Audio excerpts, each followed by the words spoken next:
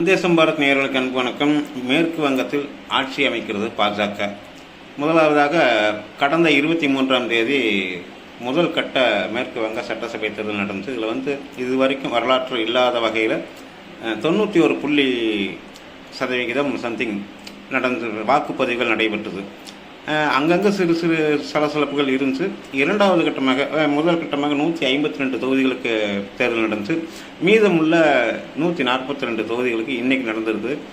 இதில் என்ன ஆச்சரியமான விஷயம்னா, அதிகாலையிலேருந்தே நீண்ட வரிசைகள், அங்கங்கே மழை பெய்தாலும் கூட மற்ற பகுதிகளில் கடுமையான வெயில் நிலவுச்சு. இருந்தாலும் கூட பொதுமக்கள் நீண்ட வரிசைகள் நின்று, அதுவும் குறிப்பாக பெண்கள் தாய்மார்கள் ஆர்வத்தோடு வாக்களித்தாங்க. இதில் மிக கவனிக்க வேண்டிய விஷயம் என்னென்னா, வயதுக்கு மூத்தவர்கள், அதாவது 55 வயசுக்கு மேற்பட்டவங்க கணிசமான அளவு, முந்தையெல்லாம் கொஞ்சம் என்ன பெரிய போலிங்க, நம்ம ஓட்டு போட்டு என்ன போகுதுன்னு மனநிலையில் இருந்தவங்க எல்லாமே இந்த தடவை போய் வரிசையில் நின்று அதிகாலையிலேயே வாக்களிச்சுக்கிறாங்க. ரைட்டு. இதில் நம்ம பார்க்குற வேண்டிய விஷயம், கவனிக்க வேண்டிய விஷயம் என்னென்னு கேட்டிங்கன்னா, எஸ்ஐஆர் அப்படிங்கிற சிறப்பு தீவிர திருத்தம், வாக்காளர் திருத்தம் நடந்துச்சு. இதில் மம்தா பானர்ஜி தற்போதைய முதலமைச்சர் 3வது முறையாக மேற்கு வங்கத்தை ஆட்சி நடத்திட்டு இருக்கிறவங்க. இவங்களுடைய மிக நம்பிக்கையான வாக்குகள் எதுன்னு கேட்டால், இஸ்லாமியர்கள், குறிப்பிட்ட அந்த மதத்தினர், அந்த வாக்குகள் தான் இவருக்கு மிகவும் சாதகமான ஆதரவான வாக்குகள். இந்த வாக்குகள் எல்லையிலேருந்து ஊடுருவின சட்டவிரோத குடியேறிகள், அவர்களுக்கும் வாக்குரிமை பெற முடிஞ்சிருந்துச்சு மம்தாவுடைய தயவால். ஸோ அந்த வாக்குகள் மம்தாவுடைய வெற்றி மிக பலமாக இருந்துச்சு அவங்களுக்கு. இந்த சட்டவிரோத போலியான வாக்குகள் எல்லாமே இந்த எஸ்ஐஆர் சிறப்பு வாக்காளர் தீவிர திருத்தத்தின் போது அதிரடியாக நீக்கப்பட்டது ஒரு பெரிய தலைவலியாக, பேரிடியாக மம்தாவுக்கு அமைந்தது அப்படின்னு சொன்னால் அது மிகையான கருத்து அல்ல. சட்டவிரோத போலி வாக்காளர்கள் தான் 2024 பாராளுமன்ற தேர்தலின் போது பாஜக நினைத்திருந்த எண்ணிக்கையை, எம்பிக்களுடைய எண்ணிக்கையை அடைய முடியாமல் போனதுக்கு மிக முக்கியமான காரணியாக சொல்லப்படுறது என்னன்னா, இந்த சட்டவிரோத குடியேறிகளின் போலி வாக்குகள் தான். அது மட்டும் இல்லாமல் கிட்டத்தட்ட ஒரு 50 ஆண்டுகளாகவே மேற்கு வங்க தேர்தலின் போது கலவரங்கள், வன்முறை சம்பவங்கள் நடக்குது ஒரு வாடிக்கையான நிகழ்வாக இருந்துச்சு. அதுவும் மம்தா பானர்ஜி ஆட்சி அமைச்சதுக்கு அப்புறம் குறிப்பாக சொல்லணும்னா 2021 தேர்தலில், சட்டப்பேரவை தேர்தலில் அவங்க வெற்றி பெற்றாங்க. 3வது முறையாக வெற்றி பெற்றதுக்கு அப்புறமா நடந்த வன்முறை சம்பவங்கள் வரலாற்றில் ஒரு ரணம் நிறைந்த, ரத்தம் சொட்டுகின்ற ஒரு சோக கதைன்னு தான் சொல்லணும். ஏன்னென்றால் பாஜகவுக்காக பாடுபட்ட பல தொண்டர்களும் அப்போ கடுமையாக தாக்கப்பட்டாங்க. அதாவது ரிசல்ட் வந்ததுக்கப்புறம் 3வது முறையாக மம்தா அவர்கள் முதல்வர் ஆகிறாருங்கிற தகவல் தெரிந்தவுடனே திரிணாமுல் காங்கிரஸுடைய தொண்டர்கள் ஆடின ரத்த வெறியாட்டத்துக்கு அளவே இல்லை. பல குடும்பங்கள் சூறையாடப்பட்டது, பல வீடுகள் தாக்கப்பட்டது, கணவன் முன்னாடி மனைவி மானபங்கப்படுத்தப்பட்ட சம்பவங்கள், இந்த மாதிரி பல சம்பவங்கள் நடந்துச்சு. இதில் சில கொலைகளும் அடக்கம், பெண்கள் உள்பட. ஆனால் அந்த சம்பவங்களின் போது பாதிக்கப்பட்ட குடும்பங்கள் இனி நம்ம இங்கே வாழ முடியாது அப்படிங்கிற ஒரு சூழ்நிலை ஏற்பட்டு பாஜக தொண்டர்கள், நிர்வாகிகள் சிலர் குடும்பத்தோட அண்டை மாநிலத்துக்கு ஓட்டம் பிடிக்க வேண்டிய, அகதிகளாக போக வேண்டிய சூழ்நிலை ஏற்பட்டது கடந்த தேர்தல் ரிசல்ட் வந்ததுக்கப்புறம். இது நீதிமன்றத்துக்கு போய், சிபிஐ வழக்குக்கு போய் கிட்டத்தட்ட ஒரு 9000 பேர் மேலே குற்றச்சாட்டப்பட்டது.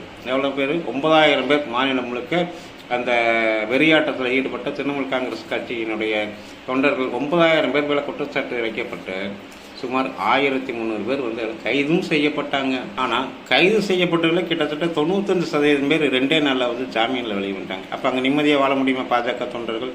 இதுதான் ஜனநாயகமா அப்படிங்கிற ஒரு சூழ்நிலையில் தான் கடந்த 5 ஆண்டுகளாக அங்கே பாஜக தொண்டர்கள் மீண்டும் 4வது முறையாக மம்தா அவர்கள் வரக்கூடாது அப்படிங்கிறதுக்காக தீவிரமாக களப்பணியாற்றிட்டு இருக்கிறாங்க.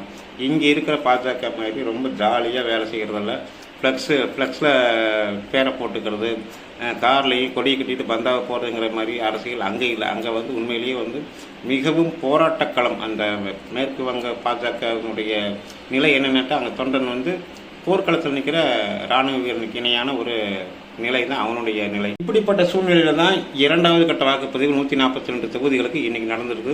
இதில் சுவேந்து அதிகாரி அப்படிங்கிற, அதாவது முன்னாள் பாஜக மாநில தலைவர், தற்போது மேற்கு வங்கத்தினுடைய சட்டசபை எதிர்க்கட்சி தலைவர், குறிப்பாக சொல்லணும்னா கடந்த தேர்தலின் போது மம்தா பானர்ஜியுடைய சொந்த தொகுதிகளை அவங்கள 1956 வாக்குகள் வித்தியாசத்தில் தோற்கடித்தவர்.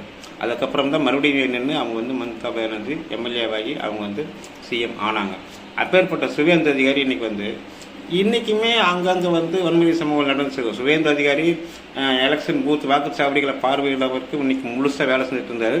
அப்போ கூட ஒரு இடத்துல வந்து திரிணாமுல் காங்கிரஸ் தொண்டர்கள் வந்து கூட்டமாக வந்து அவரை சூழ்ந்துக்க முயற்சி பண்ணப்போ அவர் அவங்களை நோக்கி விரட்டிட்டு போய் ஜெய் ஸ்ரீராம் கோஷம் போட்டார். அதனால் அங்கே வந்து பதட்டமான ஒரு சூழ்நிலை ஏற்பட்டுச்சு.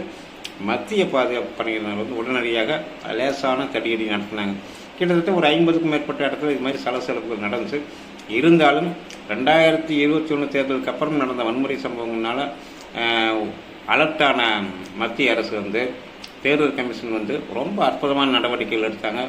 குறிப்பாக சொல்லணும்னா இந்த காவல்துறை அதிகாரி, அதாவது உத்தரப்பிரதேசில் என்கவுண்டர் ஸ்பெஷலிஸ்ட்னு சொல்லப்படுற, அதாவது நம்மளுடைய வீடியோவில் கடந்த வீடியோவை பார்த்துருந்தீங்கன்னா, இதுக்கு முன்னாடி நம்ம போட்ட வீடியோ பார்த்தீங்கன்னா அந்த ஸ்டோரி உங்களுக்கு ஃபுல்லாக தெரியும்.